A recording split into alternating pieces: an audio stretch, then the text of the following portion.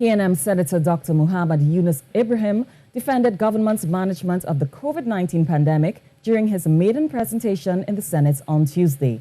His statements came shortly after temporary UNC Senator Dr. Gopeesingh criticized the government's handling, saying they were being advised by inexperienced medical professionals. Sunil Lalla reports. The COVID-19 deaths of over 1,600 citizens rest squarely on the hands of the Minister of Health, the Honorable Prime Minister, and the seriously clinically inexperienced medical advisors.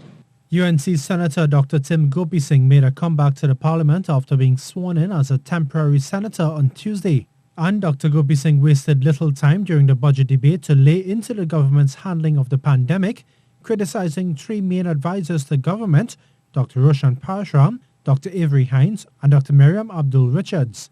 But Dr. Gopeesingh was met with an equal response on the government bench.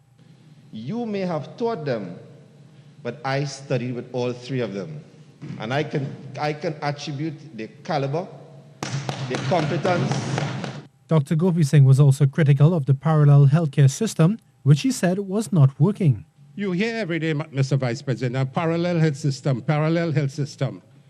But you do not really have a parallel health system in this country. It is not efficient, it is not functioning properly. But Dr. Ibrahim recalled that Dr. Gopeesingh commended the same system when he was diagnosed with COVID-19 last year.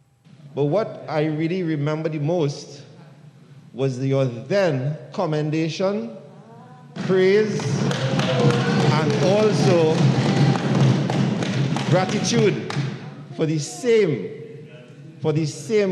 parallel healthcare system that you took to town.